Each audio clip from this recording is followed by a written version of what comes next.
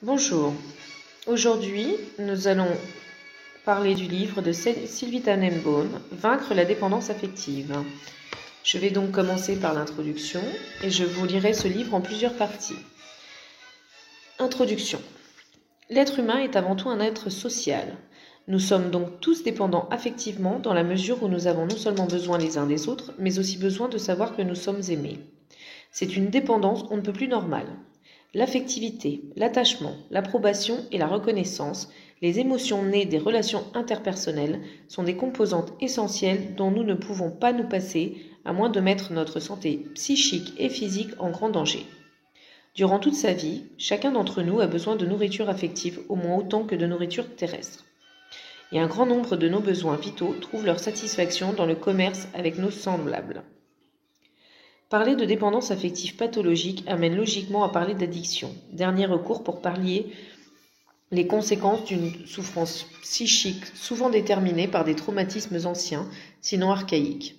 Un début de vie chargé de grandes souffrances, indicibles, en raison de liens parents-enfants problématiques ou pathologiques qui ont installé une grande insécurité affective chez le tout petit, que l'on retrouve chez l'adolescent, puis plus tard chez l'adulte.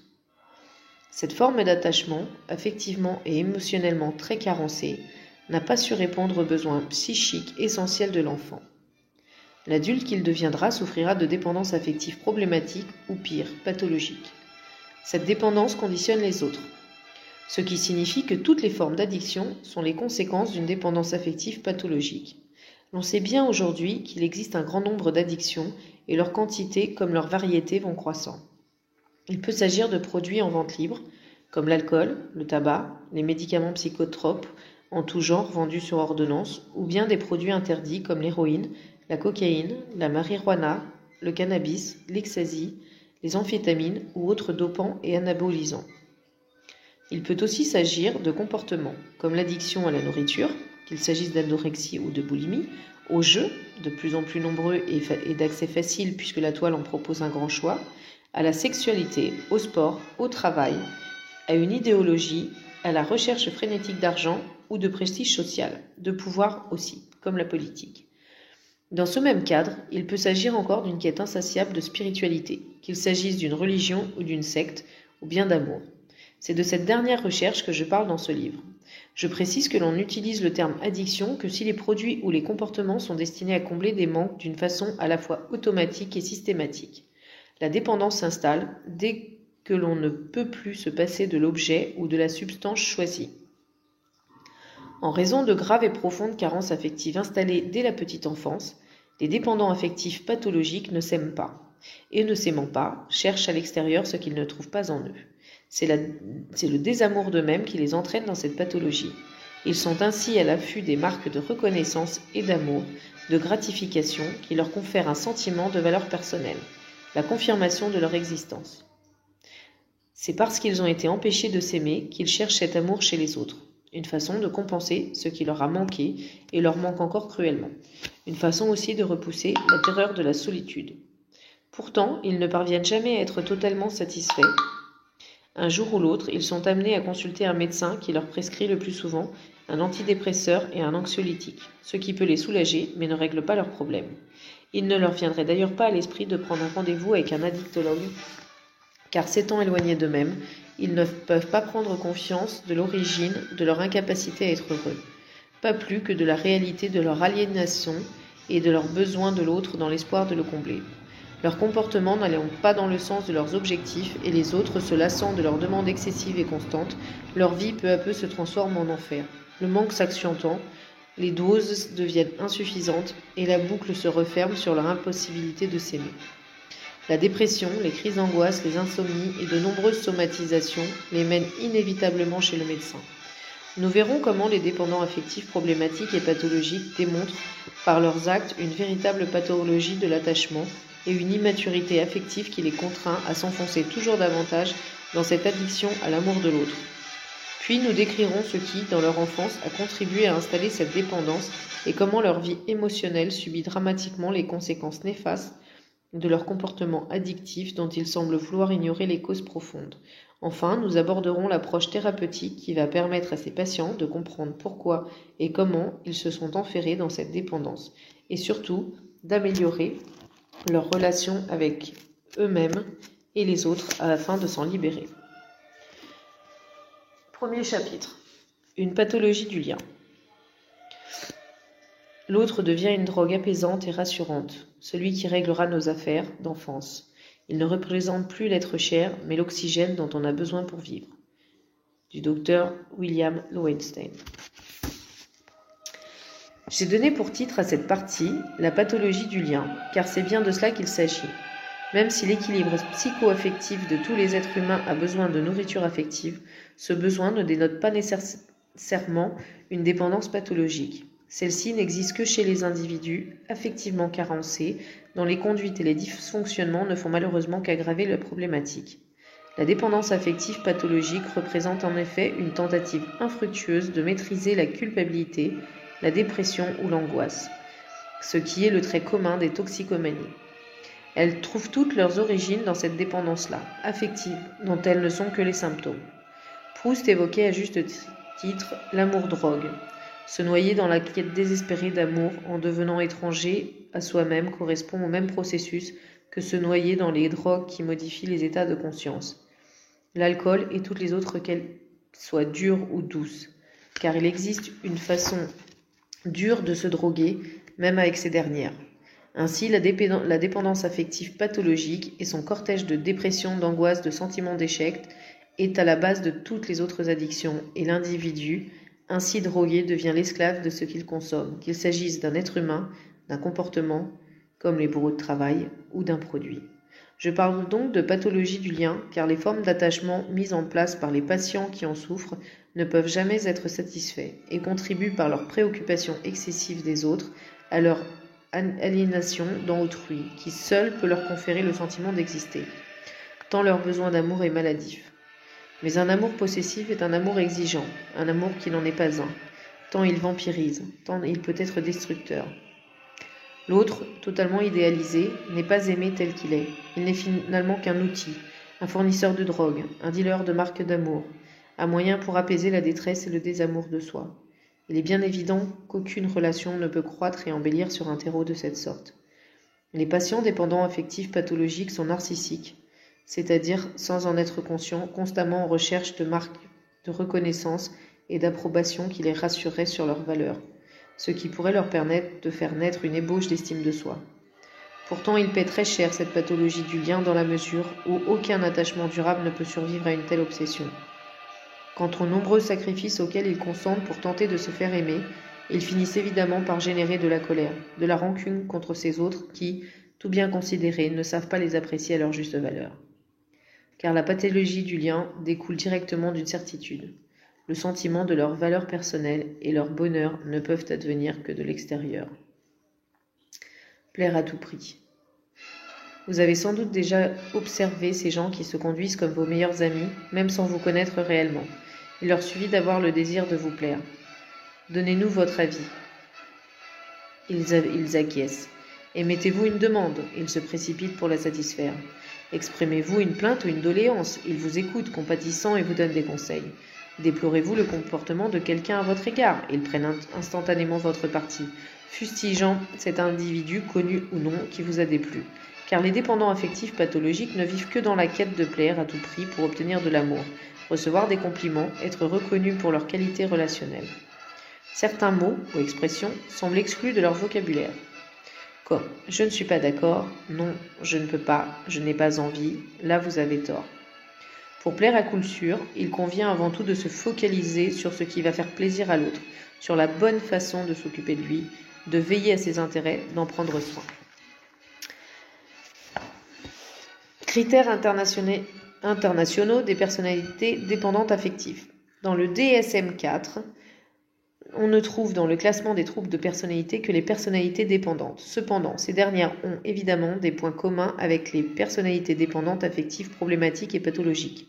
Il s'agit en particulier des comportements soumis, de la peur de la séparation, que ce soit dans le cadre des relations de couple ou simplement familiales ou amicales. D'autres critères leur sont également communs, comme la difficulté à exprimer son désaccord avec autrui, de peur de perdre son approbation, d'être rejeté. Le manque de confiance en soi, en son propre jugement ou en ses propres capacités, mais aussi le fait de se sentir très mal à l'aise ou impuissante quand elles sont seules, l'acceptation de tâches désagréables, voire parfois dévalorisantes pour être aimée, la recherche de la manière urgente d'une relation dès la fin de la précédente. Ces personnes sont préoccupées de manière irréaliste par la crainte d'être laissées seules, cette peur les poussant à faire tout leur possible pour l'éviter. Elles vivent dans la terreur de l'abandon, alors que ce terme ne s'applique en réalité qu'aux enfants. Ressentent une profonde blessure d'amour-propre à chaque critique ou marque de désapprobation qui contribue à la chute de l'estime de soi, déjà bien faible. Déjà dans la première version du DSM, en 1952, les auteurs Geloa et J.D. Gelfi parlaient d'une personnalité passive dépendante, comme d'une classe de la personnalité passive-agressive. Les principaux éléments permettant ce diagnostic étaient le fait d'aliéner ses propres besoins, envies et désirs à ceux des autres et la faiblesse de la confiance en soi et de l'estime de soi, en particulier dans les situations de solitude. Cette classe, qui n'apparaît plus dans le DSM-2 en 68, revient en 1980 dans le DSM-3, comme typologie ne faisant plus partie d'une autre classe, mais bien comme personnalité dépendante. C'est à partir du DSM-3 que l'on explique l'apparition de cette pathologie par des facteurs qui remontent à la petite enfance, en particulier l'angoisse de la séparation. Lorsque la dépendance affective problématique devient pathologique, les personnes qui en sont atteintes peuvent souffrir de troubles de l'humeur, d'anxiété et même s'enfoncer dans la dépression. Un petit aparté, le DSM est le manuel de diagnostic et statistique des troubles mentaux. Suivons. Si les dépendants affectifs problématiques se montrent extrêmement attentifs aux autres, ils demeurent le plus souvent sourds à leurs propres désirs et souhaits. Ce sont ceux des autres qu'ils savent écouter, pas les leurs.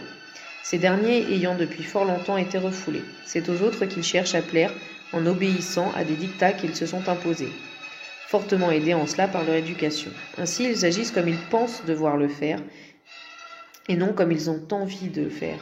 L'essentiel étant de maintenir l'image qu'ils veulent donner aux autres, celle d'une personne altruiste, gentille, généreuse, dévouée, compatissante et tellement disponible.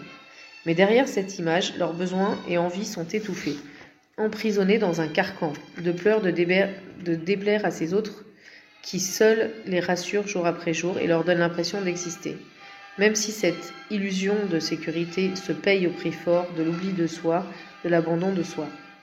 Même si cette sécurité demeure fragile, même si l'on en perd parfois le sommeil, même si l'on tombe parfois aussi dans les conduites addictives pour oublier sa terreur de n'être pas aimé, ou pas bien aimé, ou pas assez aimé, seul.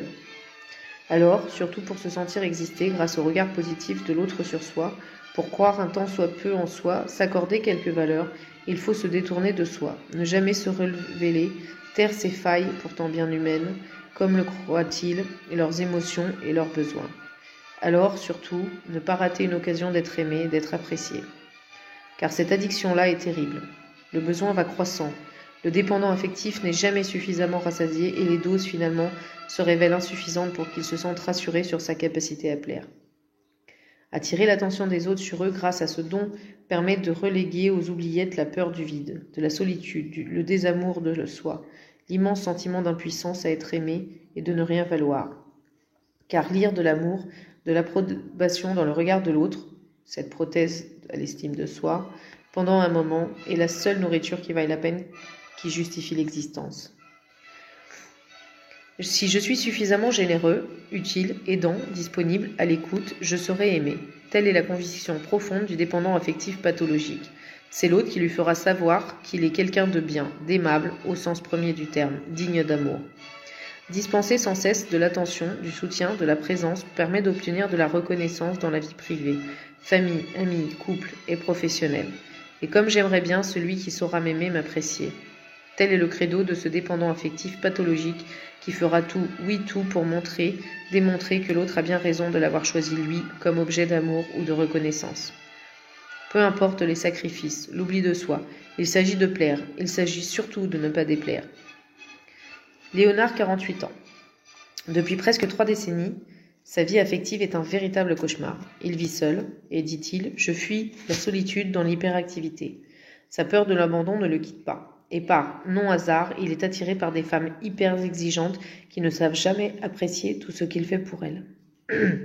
Il admet qu'il souffre d'un donjuantisme aigu, qui lui procure une ivresse lui permettant d'oublier sa tristesse fondamentale.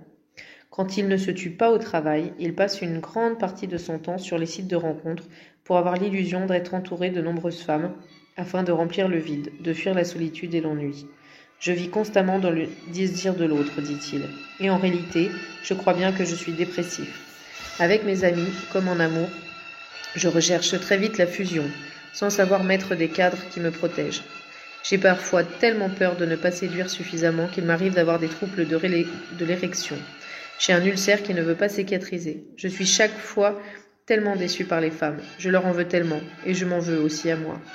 Je sais que je ne suis très immature sur le plan affectif, mais pourquoi est-ce que mon choix se porte toujours sur des femmes qui ne me comprennent pas ? Léonard vit dans l'angoisse quasi perpétuelle de n'être pas aimé, pas bien aimé, angoisse qu'il transpose sur ses performances sexuelles et professionnelles. Ainsi, il ne se remet pas d'avoir échoué, il y a fort longtemps de cela, à un concours important. Son image, très importante pour lui, s'en est trouvée rabaissée, et il ne s'en relève pas. Rempli de peur, il ressent aussi au plus profond de lui une immense colère qu'il exprime avec une violence verbale proportionnelle à sa souffrance, alors qu'il fuit le conflit comme la peste. Léonard est profondément malheureux. Il ne s'aime pas, et déclare qu'il ne sait pas à quoi ça pourrait bien lui servir de s'apprécier davantage. Les règles comportementales des dépendants affectifs pathologiques dictent constamment leurs actes vis-à-vis d'autrui. Donner de son temps, de son énergie, de sa personne, de son argent. Prendre sur soi les problèmes des autres, qu'ils en aient ou non exprimé le désir. Prendre en main leur bien-être, éviter à tout prix les désaccords et les conflits, éviter de déplaire et d'être critiqué, dissimuler ses propres émotions et désirs, être toujours de bonne humeur et disponible, empathique, compatissant. Tant que je fais le bonheur de l'autre, je suis heureux. Sous-entendu, et inconsciemment le plus souvent, tant qu'il aura besoin de moi, il m'appréciera. Les dépendants affectifs pathologiques apprennent ainsi à se conformer aux désirs des autres, à ce qu'ils croient être les désirs des autres, en espérant satisfaire leurs propres besoins, besoins qu'ils ne s'avouent que rarement, sachant que le seul qui compte vraiment est celui d'être aimé. La dépendance affective ne se décline pas qu'au féminin. Des siècles durant, l'on a seriné deux choses aux fillettes et aux adolescentes, les deux seules choses qui, pensait-on, feraient d'elles à coup sûr des femmes respectables et respectées, plaire aux hommes pour trouver un mari et afin de ne pas être rejetées ou abandonnées, se conformer totalement à leurs désirs. Leur bonheur n'était pas le sujet. C'est ainsi qu'elles ont été formatées pour séduire et ce faisant aliéner leur propre personnalité et subir. La littérature ne manque pas d'exemples. Comme le rappelle Alice Miller, les femmes étaient prêtes à payer de l'humiliation et de la violence leur tendresse, conditionnées pour devenir les dépendantes affectives pathologiques. Mais il ne s'agit bien sûr pas que des femmes. Cette dépendance affective se rencontre tout autant chez les hommes. Tout comme la peur, la terreur pour certains d'être quittés, l'angoisse de la séparation, le sentiment d'incapacité à se prendre soi-même en charge, à être autonome sont déclinés sans distinction de sexe. Pour obtenir de l'amour, de l'admiration pour son dévouement, de la gratitude aussi, de la reconnaissance et de l'approbation, le dépendant affectif pathologique aliène totalement sa liberté et refoule longtemps ses propres sentiments et émotions jusqu'à s'en rendre malade parfois. S'il le faut, je me transformerai en serpillière pourvu qu'on m'aime, dit Luce. Tandis qu'il a besoin, tant il est absolument nécessaire pour lui de plaire encore et toujours, tant l'amitié ou l'amour des autres lui est vital, sans pour autant se demander ce qu'il éprouve lui-même pour ces autres, sans même s'enquérir de ce que ces derniers désirent vraiment. Car il ne leur donne que ce qu'ils voudraient recevoir, sans chercher à savoir ce que ces autres attendent réellement de lui. Viendrait-on lui expliquer que chaque être humain est unique et différent de tous les autres ? Il se rendrait sourd à ce discours, qui l'obligerait à se remettre en question, lui, ce spécialiste de l'amour. Et si cet amour, cette approbation viennent à lui manquer, si le regard de l'autre se détourne de lui, il s'écroule, s'effondre dans son mépris de lui et ne s'en relève qu'en plaisant d'ailleurs. À l'insupportable regard de l'autre qu'on choisit, répond cette demande cannibalique de la présence.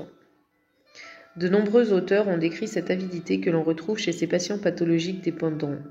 Cette forme d'avidité correspond tout à fait au phénomène de manque, terme utilisé lorsque la prise de produits toxiques est devenue une addiction et que ces derniers vient à manquer.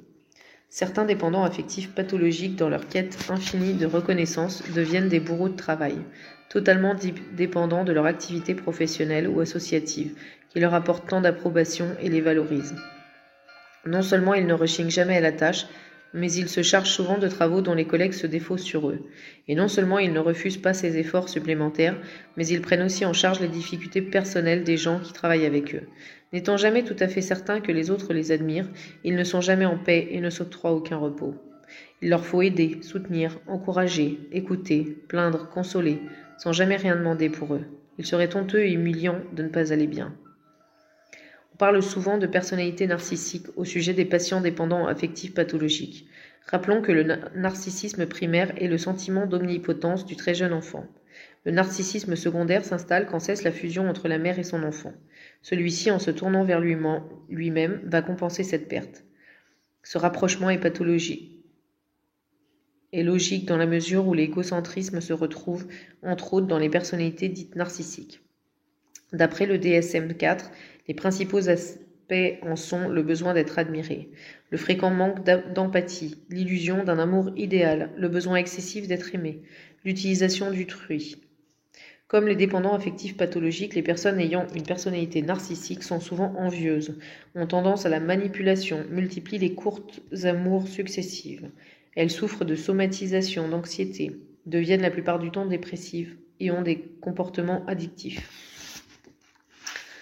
Les bourreaux de travail. Dans une société où la compétition, le culte de la performance, de l'excellence et l'insécurité de l'emploi font rage, quand tous les salariés, quelle que soit leur place, sont aujourd'hui sur des sièges éjectables, et quand les travailleurs indépendants ignorent combien de temps ils vont pouvoir tenir, les bourreaux de travail, appelés aussi workaholics, en termes qui n'a que 20 ans d'existence, sont extrêmement nombreux.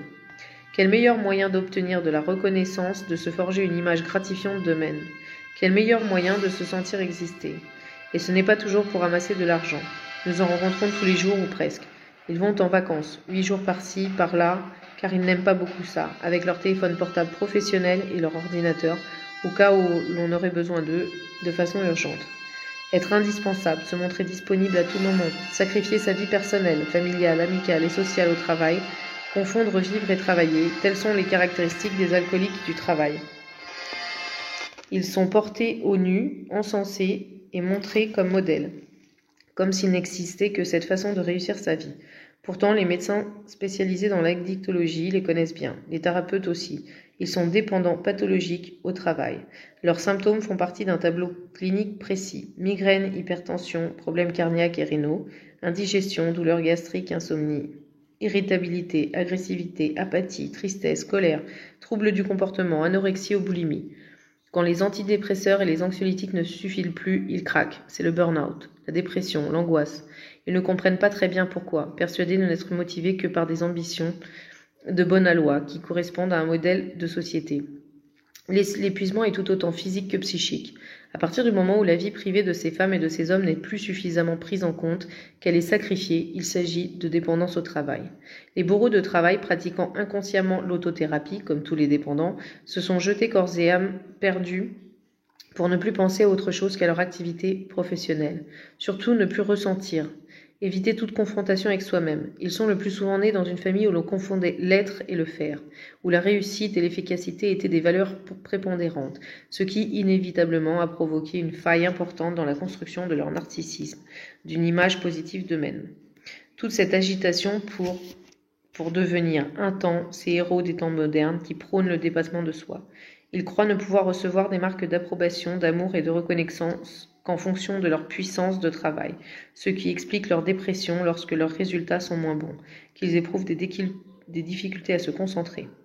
Car même le temps de la fierté pour ce qui est accompli s'efface devant l'angoisse née de l'incertitude, à maintenir le même niveau de réussite. Lorsqu'ils entrent en dépression, ce qui est bien normal, tant ils font subir de violence à leur psychisme et à leur corps, les bourreaux de travail décompensent enfin. De façon brutale et inattendue, ils souffrent d'une sévère overdose. En s'écroulant, en s'effondrant, ils perdent leur raison d'exister, la reconnaissance. Mais ce qui est positif, ils vont enfin avoir la possibilité de prendre soin d'eux. Si leur humeur semble plutôt égale et joyeuse, elle donne d'ailleurs l'impression d'avoir une assez haute estime de soi. Il ne s'agit là que d'une apparence, car le contrôle sur elles-mêmes est grand pour dissimuler leur crainte d'être critiquées, de déplaire, d'être rejetées. Cette maîtrise de chaque instant ne résiste cependant pas toujours à des accès de colère incontrôlables. Dans leur vie relationnelle, la nuance est rarement de mise. Selon le DSM-4, les autres sont soit admirés, soit utiles, soit méprisés. Ce que nous observons dans de nombreux exemples. Il est possible de comprendre cette pathologie en analysant leur enfance. Leur développement se serait arrêté au stade de la centralité de leurs besoins, ce qui implique que devenues adultes, elles soient égocentriques, sans remettre en cause pour autant leurs facultés émotionnelles et intellectuelles. Les personnalités narcissiques ont ainsi des comportements qui, parfois, se rapprochent de ceux des personnes souffrant de troubles de la personnalité histrionique. Se retrouve en effet la quasi-constante quête d'attention venant d'autrui, les attitudes visant à se mettre en valeur, à séduire. La séduction est devenue un véritable besoin, celui de plaire, attirer le regard ou la compassion. Car il faut être et rester sous les projecteurs. L'égocentrisme de ces personnes est très marqué, tout comme leur dépendance aux autres. Leur intolérance à la frustration peut être aussi les conduire à la dépression. Le piège du perfectionnisme. Non seulement il serait honteux et humiliant de ne pas aller toujours bien, mais il serait honteux et humiliant de n'être pas parfait. La perfection, un idéal dont tant de patients en thérapie peinent à se défaire. Car s'ils ne sont pas parfaits, on risque de ne pas les aimer, on risque même de les rejeter. Ou bien ils vont trahir leurs parents, tout au moins les décevoir. Le droit à l'erreur leur est depuis toujours interdit. Ou alors il peut coûter parfois très cher. Car c'est la peur, la terreur pour certains qui les maintient sur le chemin de l'illusoire perfection. Le moindre faux pas les entraînerait sur la voie de la moquerie, du mépris, de la désapprobation. Et que deviendrait la belle image? Comment regagner la confiance, l'estime, le respect des autres? La pression constante d'un idéal de perfection tend leur cou, raidit leurs épaules, brise leur dos, trouble leur sommeil. Qu'importe. Cette idéalopathie conditionne leur comportement. Tyrannique, exigeante à l'excès, elle les maintient dans leur extrême dépendance et leur évite la dépression où les entraînerait tout manquement, toute erreur. Charlotte vient juste d'avoir 40 ans. Chef d'entreprise, mère de 2 jeunes enfants, sa vie est une tornade. Bourreau de travail. Elle veille aussi au bien-être de ses employés, se dépensant sans compter, ce qui ne l'empêche pas de tenter d'être une mère parfaite, très dévouée à ses enfants, tout comme une femme d'intérieur parfaite et une compagne parfaite. Elle vit avec M depuis 7 ans. M qui a un gros problème de toxicomanie. J'ai été une petite fille très gâtée par la vie et j'ai peur de devoir le payer. Alors même si cette peur parfois me paralyse, je m'efforce d'être la meilleure pour montrer que je ne suis pas ingrate. C'est vrai que je dois tout assumer, mais je ne veux surtout pas qu'on me plaigne. Après tout, il faut souffrir pour réussir, non? Et je me dois de faire fructifier tout ce que j'ai reçu. La seule difficulté que je rencontre, c'est le rationnel avec M. Il peut être charmant, mais le plus souvent il me critique. Selon lui, je ne suis pas une bonne mère, je m'occupe mal de la maison, je suis trop gentille avec mes employés. Pourtant, je fais ce que je peux, alors que je ne peux jamais compter sur lui. Je ne lui reproche pas ses problèmes de drogue ou d'alcool, je veux seulement que les enfants ne le voient pas quand il ne va pas bien. Peut-être que je ne suis pas assez compréhensif, peut-être que je ne lui en demande trop. Il me met une pression énorme sur tous les tableaux et je fais vraiment ce que je peux. La seule vie sociale que j'ai, c'est grâce à mon travail. Je rencontre beaucoup de gens qui ont l'air de m'apprécier. C'est agréable. Ce que je ne comprends pas, c'est pourquoi j'ai toujours été attirée par les écorchés. Je suis insatisfaite de moi en permanence, alors que j'ai l'impression de tout gérer le mieux possible. C'est comme à la maison. J'ai été une enfant très sage et une adolescente sans problème. Mais on se moquait toujours de moi à la maison parce que j'avais un TOC. Je me douchais au moins 3 fois par jour, ce qui faisait rire tout le monde. Ma mère m'a même demandé de participer au règlement de la facture d'eau. Je vis constamment dans un état d'urgence interne pour que tout le monde soit content. Seule la perfection m'apportera l'amour et la reconnaissance dont j'ai besoin pour vivre. Ainsi se formule la croyance des dépendants affectifs pathologiques. Un tel idéal ne donne aucune permission, n'impose que des interdits et des devoirs, qu'il s'agisse de l'apparence, des actes ou des paroles. La vie émotionnelle est murée car il faut se taire sur ce que l'on ressent. Les seules expressions autorisées sont la joie de faire plaisir, le contentement d'y avoir réussi et la peine éprouvée face à la douleur de l'autre. Puisque ne sont importantes que les émotions des autres, tels les caméléons qui prennent la couleur de la feuille, ces grands dépendants affectifs se réjouissent du bonheur des autres et se désolent de leur malheur. Du moins le croient-ils, mais leur idéal de perfection les a coupés de ce qu'ils ressentent vraiment au plus profond d'eux-mêmes. D'une humeur en apparence égale, ils se conforment à ce qu'ils croient que les autres exigent d'eux. Et lorsqu'ils évoquent leurs propres émotions, ils se cantonnent à leur bonheur de rendre les gens heureux, d'avoir pu les aider. Il existe une autre façon de vivre la dépendance affective pathologique, plus discrète et masquée. Elle se rencontre chez les personnes qui clament haut et fort qu'elles n'ont besoin de personne, qui sont généralement à l'écoute de leurs besoins et désirs qu'elles parviennent parfois si bien à satisfaire que d'aucuns peuvent les accuser d'égoïsme ou d'égocentrisme. Si l'on s'avisait de leur proposer un diagnostic de dépendance affective, elles ne comprendraient pas et le refuseraient. Elles ne sont pas en recherche constante d'amour ou d'approbation et se montrent tout à fait capables de s'exprimer sur leurs idées, certaines de leurs émotions, de leurs souhaits. Le plus souvent, elles vivent très bien leur célibat et apprécient le confort et la liberté. Lorsqu'elles sont amoureuses, elles éprouvent assez vite, passé les premiers émois de la passion, le sentiment d'étouffer. Elles se sentent oppressées, comme si leur partenaire au fil du temps les entravait, ce qui, au bout de quelque temps, leur devient si invivable qu'elle provoque la rupture. Cette description, bien que romanesque, pourrait très bien leur convenir. Il y eut toujours au moins 2 femmes en moi, une femme perdue et désespérée qui sentait qu'elle se noyait, une autre qui entrait dans une situation comme elle serait montée sur scène, dissimulant ses vraies émotions parce qu'elle n'était que faiblesse, impuissance, désespoir, pour présenter au monde un sourire de l'ardeur, de la curiosité, de l'enthousiasme, de l'intérêt. Florence, 38 ans. Je manquais de tomber amoureuse, vraiment, de toute ma hauteur, de tout mon long. Mais un certain instinct de survie me sauva la vie et le cœur. Je décidai, car l'homme me plaisait, et j'étais joueuse, de m'amuser en sa compagnie. Toute la difficulté résidait en un point précis. Comment ne pas se brûler les ailes? Comment s'épargner de nouvelles plaies? Nous traversâmes le fleuve pour nous embrasser sur sa rive comme des enfants. Oui, il me plaît, attention, ne passons pas le Rubicon. Alors oui, ma peau brûle contre la sienne, comme la sienne brûle contre ma peau. Cela ne dure pas, cela ne durera pas, le temps, aussi fugace qu'un vol d'hirondelle. Il va falloir bientôt se refuser, esquiver, dire non, pour ne pas passer le fleuve sacré, pour se protéger des blessures trop profondes. Et très bientôt, très vite, bien plus vite encore, mon printemps aura goûté le goût d'une peau que mon été ne connaîtra pas. Ma vie va ainsi, elle est compliquée, et je choisis les hommes qui la traversent et me renversent en conséquence. C'est ce que je veux, enfin. Du goût délicat d'une peau à la blessure du vent et de la pluie, cela me donne de jolis mots, de beaux souvenirs et des lendemains fourbus. Je sais si bien jouer le rôle de la fille qui ne s'attache pas, qui garde sa distance. M'imposer une distance de sécurité, mais parfois, peu à peu, je me sens bien que je faillis. Je flanche, je vacille, je sens quelque chose de nouveau au fond de moi, qui pourrait me porter, qui pourrait faire que le soleil brille, même par temps de pluie. Parfois, au fond de moi, je sens une histoire naître, mais je reste calme. Je ne veux pas entendre grincer le tapis de verre brisé sur lequel je marche.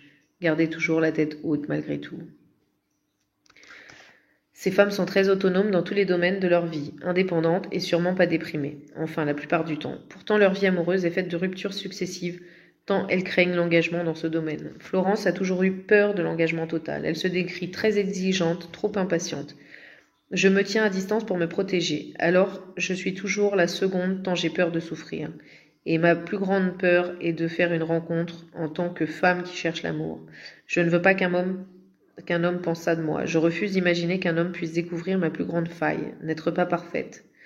Mon adolescence m'a permis d'agrandir ma palette de culpabilité et de dénigrement. Mes parents m'ont foiré leur amour. J'ai vu ma mère tellement souffrir que l'amour me fait peur. Et pourtant, parfois je me laisse aller à rêver d'un homme qui m'aime et me protège. J'aurais tellement aimé que ma mère me dise qu'elle croyait en moi, qu'elle m'aimait comme j'étais, que mon père me dise que j'étais intelligente. Leur volonté farouche d'indépendance totale n'est pas rassurante pour les postulants en amour qui se heurtent à un mur et sont déroutés dans tous les sens du terme. Quand elles ne sont pas célibataires, elles sont très souvent déçues et frustrées par la piètre qualité des échanges de marques d'amour, mais préfèrent se taire, même avec leurs amis, pourtant nombreux. Annabelle, 36 ans. Depuis la fin de mon adolescence, j'ai très peur de m'attacher, de me perdre dans des sentiments amoureux, de me dévoiler, de me sentir affaiblie et vulnérable. Pourtant, je n'aime pas vivre seule, alors je sors presque tous les soirs. Je rencontre des hommes et des femmes, et j'ai craint un moment que je souffrais d'addiction au sexe. Dans la journée, je me montre silencieuse et plutôt sombre pour tenir les gens à distance. Pourquoi parle-t-on alors de dépendance affective pathologique pour ces personnes qui sont autonomes, responsables, qui savent très bien se prendre en charge et ne sont en rien isolées, tout en ne craignant pas apparemment la solitude? La raison réside dans leur enfance. Aucune envie ne pouvait être exprimée, et donc encore moins satisfaite. La constante intrusion de leurs parents, par ailleurs tyranniques quant aux idées, pensées et sentiments autorisés, les a à ce point empêchées de développer leur propre personnalité qu'elles éprouvent de très grandes difficultés à associer intimité et amour, engagement et amour authentique. Les demandes de l'autre sont souvent vécues comme des intrusions, l'expression de leur amour comme des freins à leur indépendance, une indépendance qu'elles défendent farouchement, au prix de leur solitude. Elles vivent ainsi un combat intérieur particulièrement pénible, combat entre leur désir d'aimer et d'être aimé, et la défense de leur indépendance si chèrement acquise. Exprimer leurs désirs et leurs émotions, formuler des demandes sont des comportements qu'elles évitent. Elles se dévoileraient et, ce faisant, oseraient prendre le risque de révéler leur vulnérabilité. Alors, trop souvent, elles se satisferont de relations en surface, où sensualité et sexualité prennent toute la place, ou presque. Pourtant, tout au fond d'elles-mêmes, elles ne comprennent pas pourquoi elles ne tombent que sur des hommes qui ne sont pas disponibles, pourquoi elles sont toujours la deuxième, pourquoi elles sont finalement toujours seules. La suradaptation au désir de l'autre. Les personnes dépendantes affectives pensent et décident leur comportement selon ce qu'elles imaginent du jugement des autres à leurs endroits, jugement forcément présumé. Elles bâtissent des hypothèses sur les attentes des autres vis-à-vis d'elles et s'ajustent à ces hypothèses. Et puisqu'il faut être parfait, il faut aussi se taire en soi et se taire à l'autre. Car entretenir l'image impose de garder sous silence, de ne même pas imaginer une critique, un jugement négatif, une idée différente, l'expression d'un sentiment personnel qui irait à l'encontre de la relation parfaite, de l'entente totale. Les dépendants affectifs pathologiques sont muselés par leur besoin impérieux de plaire et d'être approuvés en tout. Ce ne sont pas leurs désirs qui comptent, ils n'en ont conscience qu'au creux de leur solitude, mais ceux de l'autre. Leurs idées, croient-ils, n'intéressent personne et risqueraient de heurter cet autre qui pourrait alors les rejeter, ne plus porter sur eux ce regard grâce auquel ils se sentent exister et peuvent continuer à vivre. Comment reconnaître une dépendance affective pathologique? Pour diagnostiquer une personnalité affectivement trop dépendante, plusieurs éléments sont à prendre en compte. En tout premier lieu, une estime de soi très faible, voire inexistante, un besoin majeur de se sentir sinon aimé, du moins très apprécié, et, conséquence directe de ce besoin, une véritable terreur de la séparation, vécue comme un rejet, qui lui démontrerait une fois encore son impuissance à être reconnu comme quelqu'un de bien, d'aimable. D'autres facteurs sont importants pour confirmer un tel diagnostic, dans la façon dont sont vécues ou ont été vécues les ruptures, dans la famille, en amitié ou en amour, ou encore dans les situations de deuil. Si pour ces derniers les dépressions dites réactionnelles sont considérées comme normales et parviennent à être surmontées, le plus souvent, les dépressions des personnalités affectivement trop dépendantes s'installent et s'accumulent au cours de la vie, qu'elles soient reconnues ou diagnostiquées ou non. Un autre élément est également à prendre en compte, l'anxiété ressentie devant la solitude, entraînant presque automatiquement une recherche quasi obsessionnelle d'autres relations, amicales ou amoureuses. Donc l'impossibilité à s'imaginer sans aucun lien affectif, ce qui en réalité est une situation excessivement rare.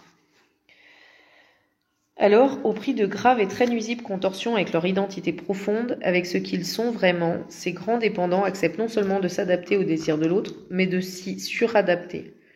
Tels des enfants qui craignent de perdre le seul amour qui leur importe, celui de leurs parents. Et tant pis s'ils sont appréciés et aimés pour ce qu'ils ne sont pas, pour leur grand talent à jouer un rôle. L'essentiel est d'être appréciés, aimés, parfois admirés. Et tant pis si leurs actes vont à l'encontre de certaines de leurs valeurs, pourvu qu'ils conviennent à l'autre. C'est ainsi qu'ils peuvent se surprendre à affirmer des idées qui ne sont pas les leurs, à émettre des opinions différentes de ce qu'ils pensent vraiment. Ils peuvent même mentir délibérément pour ne pas risquer la désapprobation, protégeant ainsi leur image et jouant parfaitement leur rôle. Jusqu'à ne plus savoir ce qu'ils pensent vraiment, car il est bien ici question d'un rôle dont l'autre écrit le dialogue et organise la mise en scène, malgré lui. Les grands dépendants affectifs n'ayant pas droit à la spontanéité, ils ne font que réagir. Leurs paroles, leurs actes viennent en réponse à l'autre, ce qu'il attend, ce qu'il désire, ce qu'il dit, fait et veut faire, pense, etc. S'il se donne le droit de l'initiative, ce n'est qu'en fonction de l'autre, ce qui peut lui plaire, le contenter.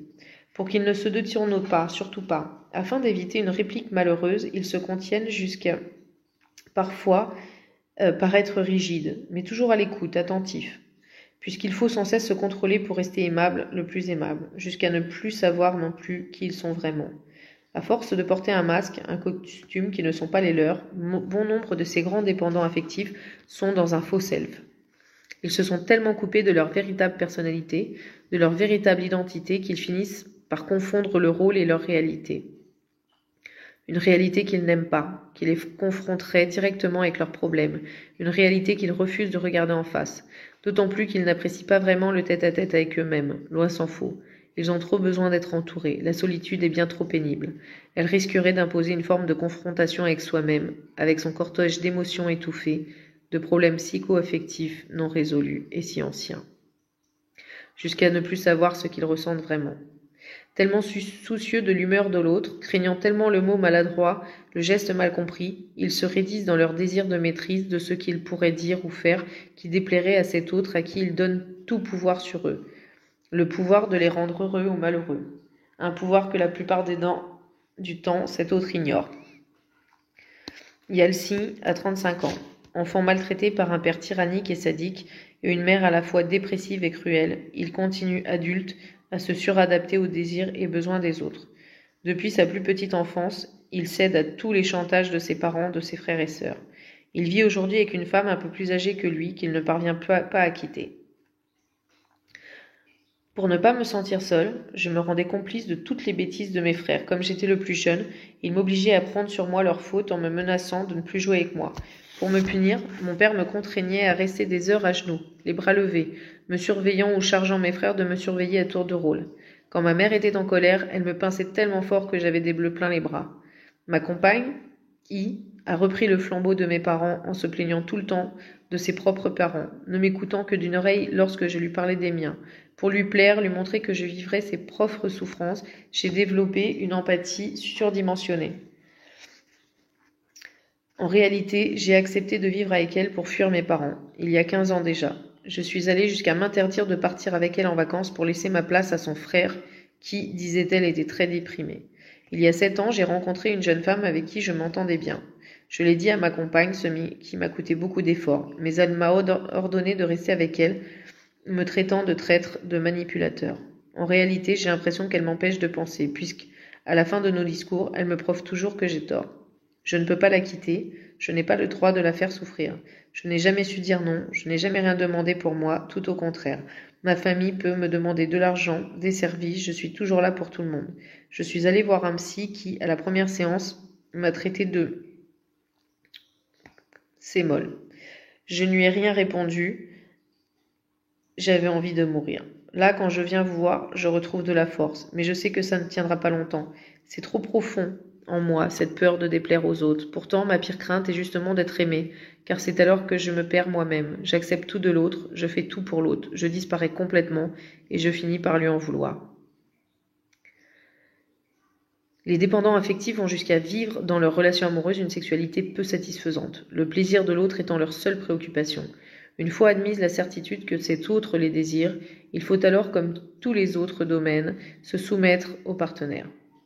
Que l'on éprouve ou non l'envie de faire l'amour, que l'on soit ou non dans ce désir, la soumission à l'autre est largement prioritaire, peu importe son propre plaisir. Et surtout, ne jamais dire que l'on préférerait juste un câlin, que l'on n'apprécie pas telle ou telle pratique, que l'on voudrait dormir ou bien même partir.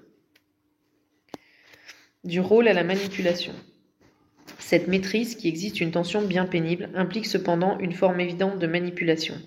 Car le projet est de se faire aimer. Comportement de séduction, amabilité, douceur, serviabilité et disponibilité ne sont pas totalement désintéressés. Même si bon nombre de grands dépendants affectifs excellent dans leur rôle depuis très longtemps, jusqu'à oublier qu'ils jouent un rôle, il n'en reste pas moins que la manipulation, bien réelle, se dissimule souvent derrière une extrême gentillesse. Lucien a 38 ans. Son divorce vient d'être prononcé après 6 ans d'un mariage plutôt mouvementé avec Nina. J'ai le sentiment de ne plus exister, disait-il en sortant du tribunal. Je passe mon temps à me remettre en question. En même temps, je suis en colère contre notre incapacité à communiquer. Il ressent une grande tristesse, a même pleuré jusqu'à ce qu'il trouve la solution. Je ne veux plus tenir compte de ma tristesse. Désormais, je ne vivrai que dans le mental, rideau sur mes émotions. Depuis 2 ans, il vit avec Else. Il s'ennuie, a le sentiment d'être enfermé, ce qui provoque en lui une irritation qui, accumulée, est devenu de la colère contre cette femme. Il est devenu distant, n'éprouve plus de désir pour elle. Il se sent fatigué, trouve que S est devenue trop exigeante avec lui. Il voudrait qu'elle parte, mais ne parvient pas à le lui dire. Son estime de lui est si faible qu'il ressent une grande émotion à l'idée qu'il pourrait être aimé pour ce qu'il est. Très sensible à l'image qu'il donne aux autres, il se piège lui-même en s'infligeant des règles comportementales très contraignantes. Je veux être admiré, donc je ne dois jamais décevoir. Si je suis spontané, on jugera mal ce que je fais ou dis, donc je me ferai remarquer et juger négativement. Lucien est littéralement terrifié à l'idée qu'on ne le trouve pas intelligent. C'est pour lui une qualité fondamentale. Ainsi, il se contient sans relâche. Il se coupe de ses émotions pour être en mesure de se réguler pour mieux se contrôler. Je veux que l'on m'admire pour mon équanimité, mon infini respect des autres, ma qualité d'écoute. Il aimerait aussi être quelqu'un de connu, pour se faire remarquer par les filles, dit-il en souriant. Il a bien conscience qu'il est beaucoup trop sensible à ce que pensent les autres de lui sur le plan intellectuel. Dans sa vie de couple avec Else, il ne dit jamais ce qui le dérange pour éviter les discussions pénibles. Il laisse pourrir la situation pour ne pas prendre en charge la séparation. D'autant plus qu'il s'est déjà détaché de sa compagne et exprime l'envie de vivre quelques aventures. Mais il ne sait pas très bien quel rôle jouer. Si je me montre joyeux, on pourrait abuser de moi. Si je me montre rassurant, protecteur, j'aurai le beau rôle, mais je risque de m'oublier. Pourtant, quand je suis amoureux, j'ai envie d'aider la femme à s'épanouir. Je l'encourage. Je suis persuadée que c'est ce qu'une femme attend d'un homme. Je serai alors dans le désir de l'autre et j'oublierai le mien. Je ne peux décemment pas dire à une femme que j'ai juste envie de la séduire, d'être séduit, de vivre une belle aventure avec elle ou simplement de la sauter. J'aime donner, mais je donne trop. Je vais changer de tactique. Mais comment dire aux femmes que j'ai besoin d'isolement, de distance, que je dois garder le contrôle? C'est pour ça que je montre de moi des choses pas vraies, pour être sûre d'être acceptée, aimée. Je n'ai pas le droit de m'affirmer tel que je suis, alors je suis sans cesse en suradaptation à l'autre pour être aimée. Je fais le gentil, c'est-à-dire que je donne ce que l'on attend de moi, de la gentillesse. Je ne dois surtout pas montrer que je suis égoïste, et je ne le suis pas. Je dois rendre une femme heureuse, mais je ne peux pas être aimée telle que je suis, alors je suis trop gentil. Lucien a décidé d'arrêter d'être trop gentil avec les femmes. Après une nuit passée avec une jeune femme rencontrée sur un site internet, il dit « Je l'ai sautée puis virée. Elle me caressait la tête. J'en ai assez des femmes fusionnelles. » Et avec d'autres, car en quelques petites semaines, il s'est retrouvé entouré d'une petite cour, il admet qu'il cherche à les manipuler. Quand nous bavardons, je leur démontre que je sais ce qu'elles ne savent pas. C'est une façon de me valider et de prendre l'ascendant sur elles, et aussi de me prouver que j'ai de la valeur. Comme elles vont m'aimer, je vais pouvoir diriger leurs sentiments. Exposez-vous un problème?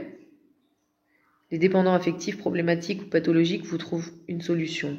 Ils seraient même capables d'en trouver sans qu'il y ait réellement de problème ou de difficultés à résoudre tant qu'ils sont à l'affût de votre gratitude. Ils peuvent ainsi se charger de tâches éminemment désagréables sans rechigner. Surtout pas devant vous, car il faut être parfait. Ce qui ne les empêche pas, nous le verrons, d'être furieux, d'être allés vous chercher à l'aéroport à 5 heures du matin, d'avoir dû nourrir vos chats pendant 2 semaines. Mais jamais, au grand jamais, ils ne vous refuseraient ce petit service de rien du tout. Ce serait indigne et honteux de leur part. Pourtant, enfoui dans l'inconscient, se cache trop souvent le désir de rendre l'autre redevable. Après tout ce que j'ai fait pour lui, il peut bien m'aider aussi, faire quelque chose pour moi. Malheureusement, pour t'être aidé, il faut savoir le demander.